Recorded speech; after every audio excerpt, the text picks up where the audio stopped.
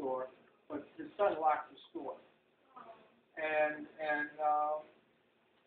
So then I asked these people, what did this store used to be? And it was nothing like it. It used to be a fish store. I had imagined a lot of it. I had to imagine a lot of it, you know. But it was a fish store. Because later when I wrote this story and I read it, because I was going to write it for the newspaper, and I said, oh, I had that experience, I can't write a news story. I'll have to use this for fiction. So later when I read it, someone said, oh, there used to be a store like that in my neighborhood, just like you described it, except it was a fish store, it wasn't a meat store. And but I used, you know, for me it was the symbol of everything that was going on. Well, that was my problem. Remember we had the AHA conference in Chicago, and you arranged for us to all go on that walking tour. Right. The whole area has been decimated. Right. But I was wondering whether this was in that area or a similar area. It was a similar area.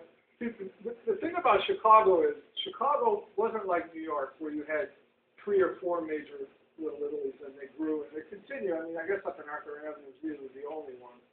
I mean, Mulberry Street is no more Italian. But Chicago, it wasn't like that. There was pieces of Italy all over. And if you were from Puglia, you lived in this neighborhood. If you're from Naples, here, you lived in Sicily, over here. The people from Tuscany lived in this other part, and so on. And so it's still little pieces, but it's slowly, the Italian. Because Chicago never had any kind of political power for Italians, not like New York. There's never been a mayor of Italian extraction in Chicago. The only major city in the United States that never had it, because the Irish have had, political control forever. And so the Italians, as fast as they could, moved out.